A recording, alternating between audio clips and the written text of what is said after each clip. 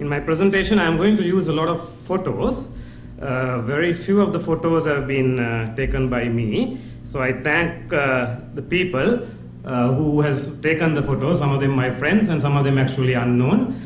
So just to say it up front. No? So I think this is a very simple form of memory of people trying to remember in various ways. So this is another simple form of memory. These photos that I got from two families near Mulankavil about how they try to keep the memory of their family members who were killed in the last stage of the war. And in many of the houses that I have visited in the northern province, I have seen such photos.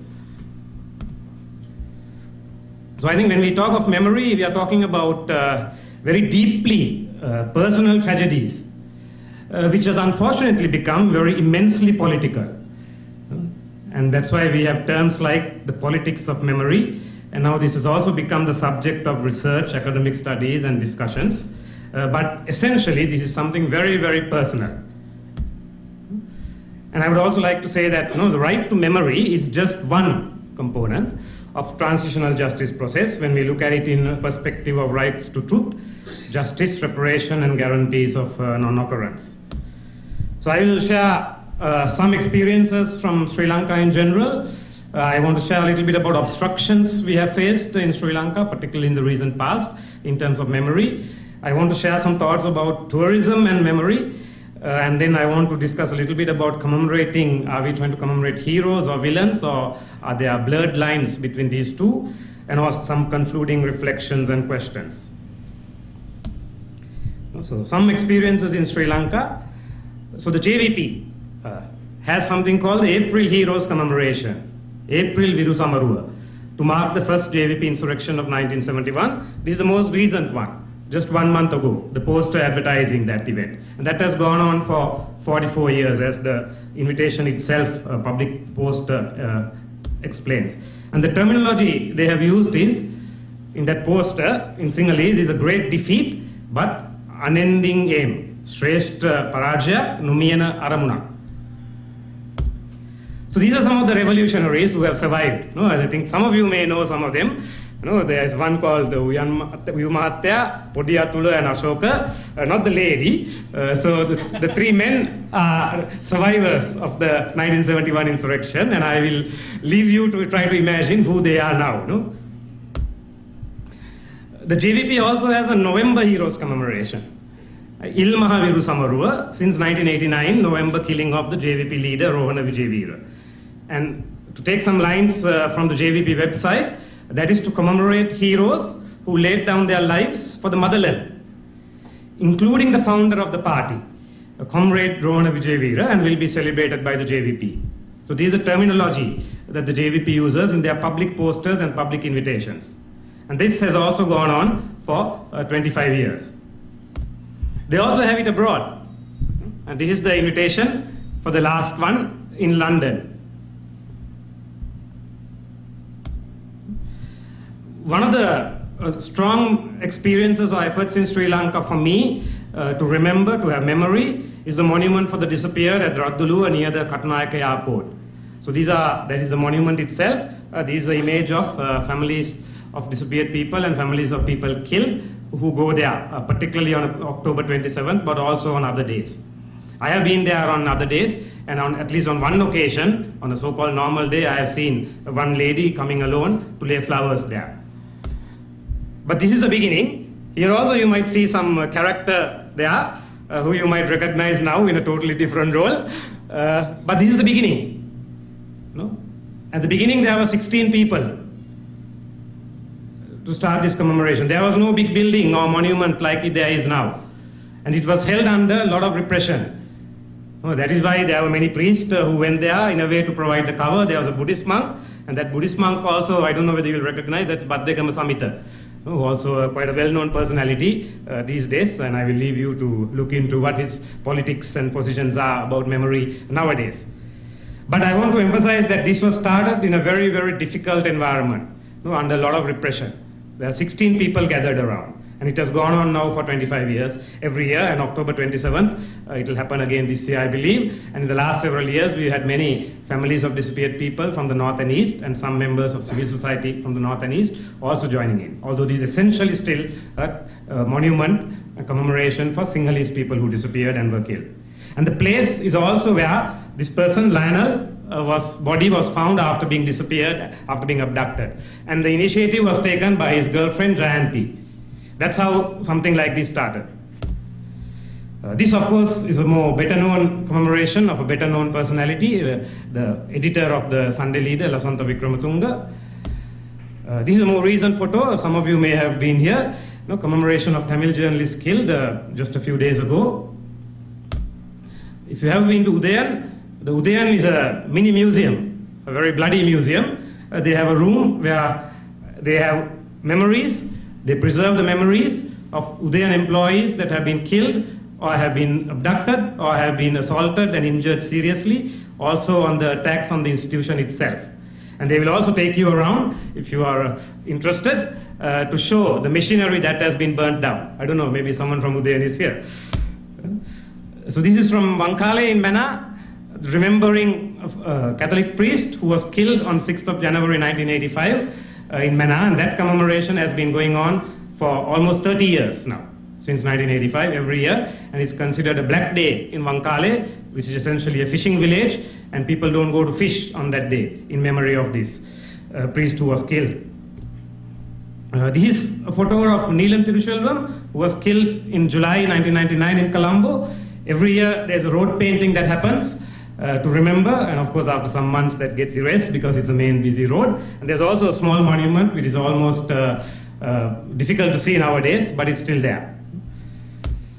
So this is another part of commemorating Neelam Tiruselvam. Every year there is a commemorative lecture where usually someone from abroad comes to deliver a lecture on a topic related to human rights, democracy, reconciliation. And there's also every year separately a cultural event to remember Neelam Tiruselvam.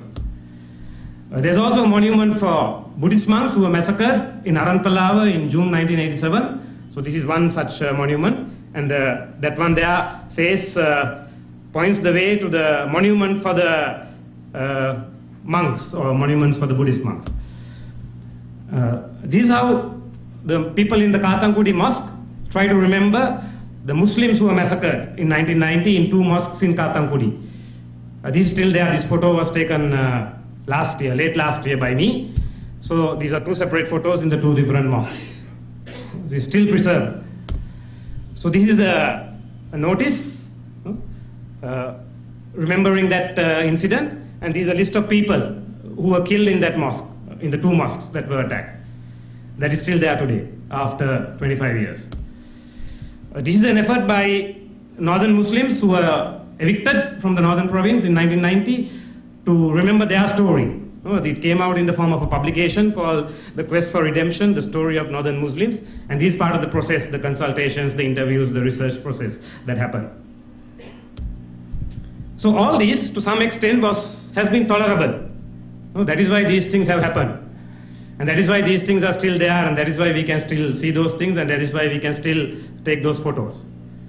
But it's important to also to talk about what appears to be not tolerable.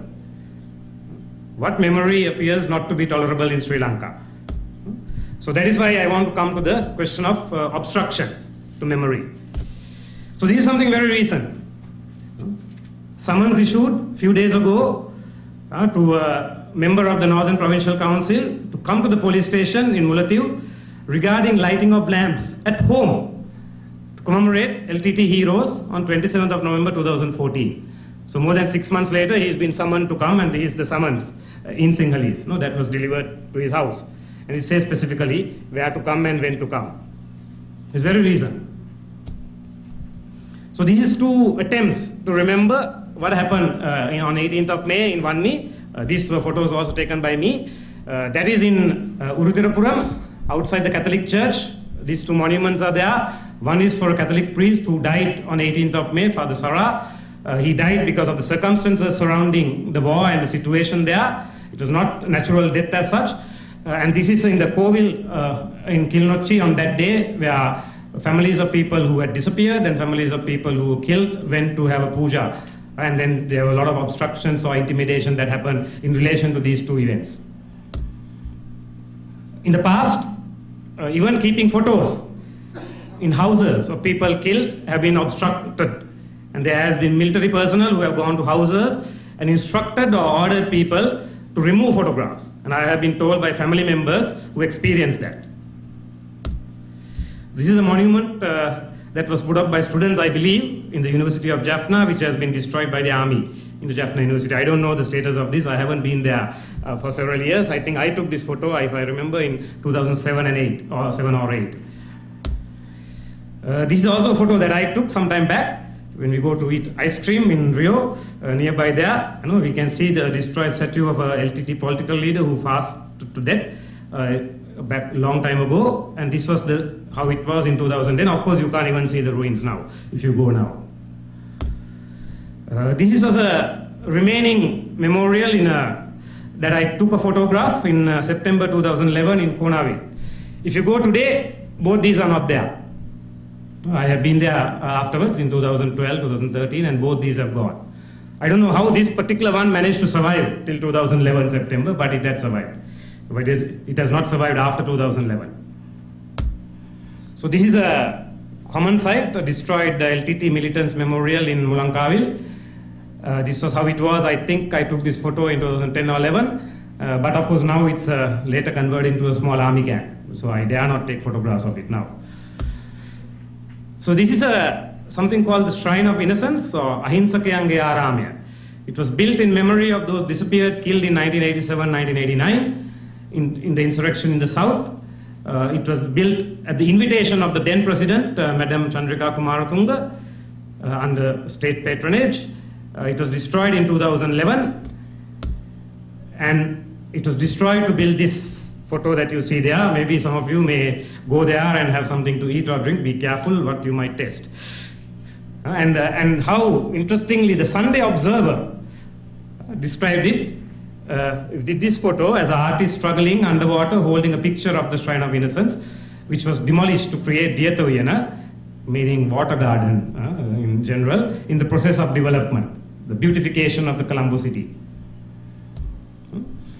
So the history of obstructions is also sadly very rich in Sri Lanka, as I understand. As I understand, the LTT didn't allow commemorations of rival armed groups and of incidences where they stand accused.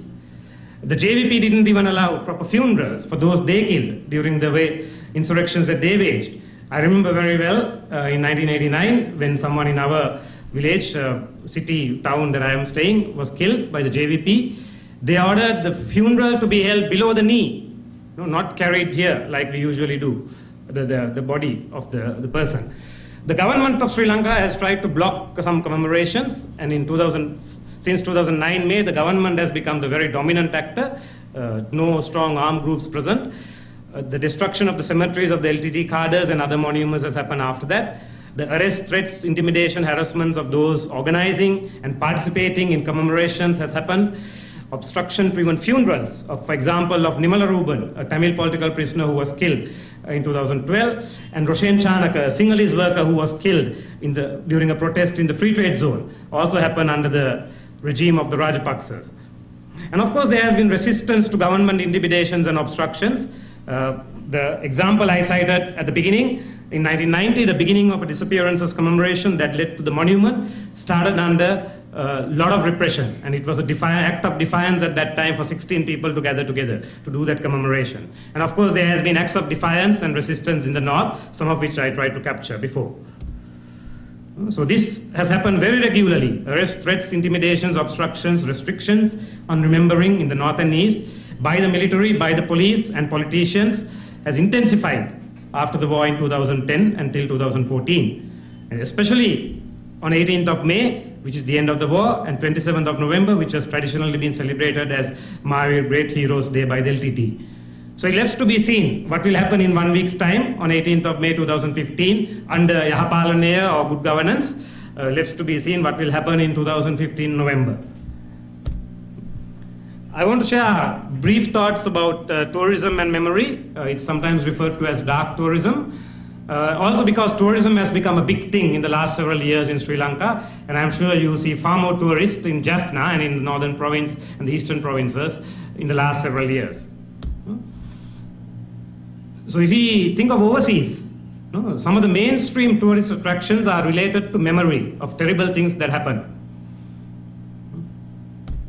So this is an interesting museum. If you go to Washington, D.C., it's about journalists and freedom of expression. It's a huge museum. You can look at it for 2 days. In fact, the ticket they issue is quite expensive, but it's valid for 2 days, meaning that one day may not necessarily be enough to see. I spent almost the whole day there, from morning till evening. And some of the Sri Lankan journalists who have been killed, a few of them are also featured there in the journalist memorial. There is only one section. This, of course, is well-known Holocaust Memorial, Auschwitz, and this is where millions of people, millions of tourists go. And this is not only in these places, but it is even in other places, like even if you go to South Africa or US, England, many places you can find Holocaust memorials. This is from South Africa, where there is an apartheid museum and many others, and they try to even provide an experience of the discrimination that people of different colors had to undergo in the way you enter.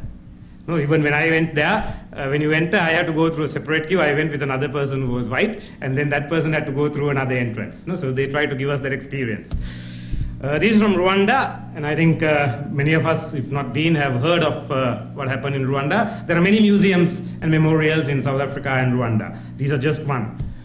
This is from Cambodia, where one of the worst prisons and torture chambers is now a museum. And this is a photo of school students in Cambodia visiting that.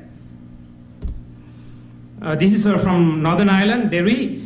This is a bit of an interesting initiative because these two initiatives are run by people who are affected by what they call the troubles, or the human rights violations and the tensions, violence that happened during that time. So this is a museum, the Free Derry Museum, that is run by survivors. There is a walk where tourists can go around in the area called Bogside, where a lot of tensions, violence happened in Northern Ireland. And that also is led by people who survived, so they can relate very personally what they went through during that time to tourists who go there. So this is very much mainstream tourism. In any tourist brochure, you will find these things if you go to these places. Of course, Sri Lanka has also, particularly in the northern province, had our share of tourism, particularly in 2011, 12, 13, I think. This is not there now, but this was there in 2012 and 13 at the Putukkudi Junction. This was manned by the army, and this gives an indication of where the famous tour sites are. Many of you will not be able to read it because it's in English and Sinhalese. So it shows that to whom the targeted tourists were. So this is one example of the tourism that happened in Sri Lanka. It was primarily meant for Sinhalese. And I've seen that many times, and most of the tourists were from the south in Sinhalese. And the tour guides were from the military in uniform. So this is again the announcement says a lot of things. These are information centers in Putukkudi and Kilinochu respectively. So there are many other examples, so I just picked a few samples. One question that I want to raise as I come to my conclusion is the idea of whether we are commemorating heroes or villains, or whether there are blurred lines between these two. So this is something that we will see on the main road near Elephant Pass. It's called in Sinhalese Hasalaka Veeraya, Hasalaka hero. It refers to a soldier in the Sri Lankan army who, according to the army's narrative, sacrificed his life by jumping into this armored car of the LTT and saved many soldiers' lives in a camp, army camp at that time. A very long time ago, I don't remember exactly the year. So, and this is his memorial, and I think many of you would have seen this. It's a big tourist attraction now. And that is his mother, who has come to lay flowers at the son's memorial at the monument. And that's the senior army officer greeting the mother and other family members. And of course, this mother's son served in an institution or a unit that is responsible for horrendous abusers that we all know about. I don't know whether this person himself was responsible, but certainly the institution that person was part of, the institution that is commemorating and doing all this, certainly was responsible for terrible abusers for decades. So what do we do? How do we deal with this? It's also the same to some extent, in terms of the LTT. So these again is pictures of family members of the LTT going to the martyr cemeteries at that time, of course. These are not there now, these have been bulldozed. But they too have been responsible for terrible abusers, horrendous abusers, some of which I captured in my previous slides at the beginning. So how do we deal with that? Hero to some is a villain to another. But both are sons and daughters, or husband or wife, or brother and sister to some family members. So these are some other monuments that have been built for the military. Again, I have personally met at these sites when I went, families of some soldiers. So for them, this is a way to remember the glorious deeds, the very good things that their sons or maybe a few daughters had done. So some concluding reflections and maybe some questions. Now, Sri Lanka has a history of memorialization, as I tried to explain and trace in the past. The JVP, the LTT and the government all try to honor their political leaders and their cadres. And there have been massacres that has happened that are being tried to remember. Satrakundan in Batiklo, Katankudi Mosque, Arantalawa, few examples that I know of where some commemorations still happen. And there is some memory, some remembrance in a physical form. There have been other efforts of collective incidences like the expulsion of the northern Muslims. There are particular individuals that are commemorated like Neelan Tiruchelvam, Lasantha Vikramatunga, Rajani Tirunagama, Father Jim Brown, Father Mary Bastian, etc. To a certain extent, these people are what I would call maybe certain prominent personalities. And also unfortunately, Sri Lanka has a rich history of obstructions to memory and remembrance. And then links to the tourism. Usually, this in Sri Lanka in the last several years has run by one party that stands accused of many of the abusers, namely the military. So how to ensure the plurality of narratives to tourists and the general public is a big challenge, I think, in Sri Lanka, if we think of doing dark tourism and linking memory to tourism in Sri Lanka. And also trying to ensure the educative aspect and the retention of history. And how to ensure that victims, their families, and local communities are involved in the design, implementation, decision making, and even benefiting, including financially, from the tourism that will happen. So these are just some possible approaches that I have seen. No official ones, and also we can have popular ones. The ones in Raddalua and many of the other commemorations that happen in different parts, which I mentioned before, are popular ones or civil initiatives.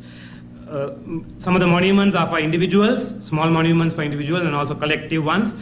There is efforts to retain damaged or destroyed buildings. This morning I went to the Mass. I'm a Catholic, so I went for Mass in the morning to the cathedral. And I remember that many years ago, not many years actually, about 4 or 5 years ago, all the bullet holes were very visible in the cathedral. Today, it is not visible. It has been whitewashed by, like the library, I think. So retaining the sites of tragedy, like some of the prisons in Cambodia, in South Africa, in a different form. In South Africa, one of the worst prisons where political prisoners were held and tortured is now a remembrance site called Constitutional Hill. There have been online efforts. The Asian Human Rights Commission ran what I know to be one of the earliest online efforts at memorialization, I think in the late 90s, or at least in 2000, what they called the cyber graveyard for the disappeared. I tried to look for it, it's no longer there. And then there's also efforts by Tamil groups to have Mahavir Illams, and there's one online.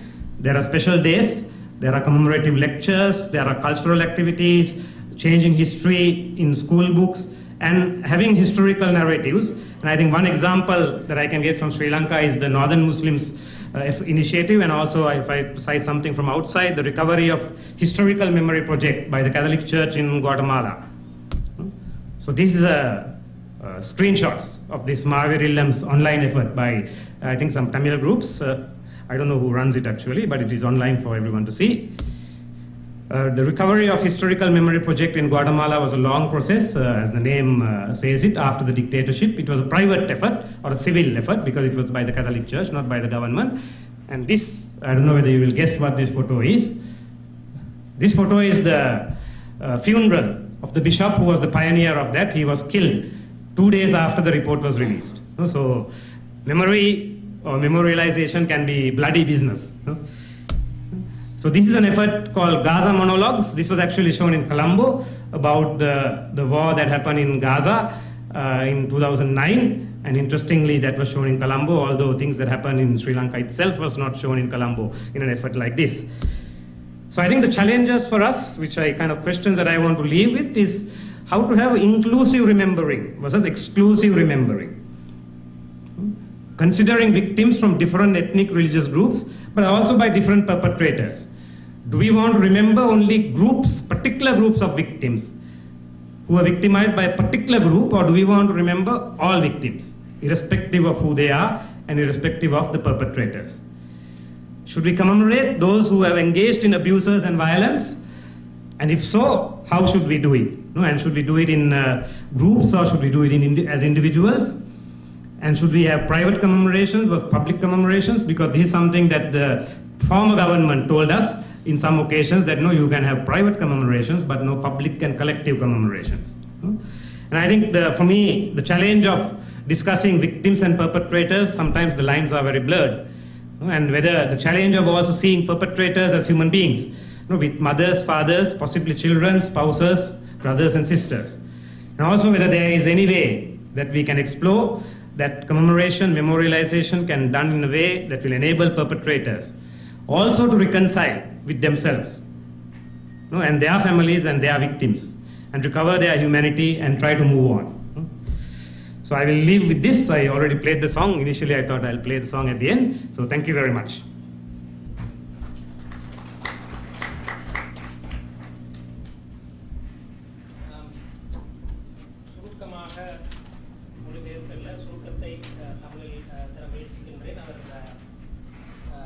அனைத்து விடயங்களையும் சொல்ல முடியாமல் இருக்கும். ஆனால் ஒரு பொழிப்பாக அவர் சொன்னவற்றை தமிழில் சொல்லலாம் என்று நினைக்கின்றேன்.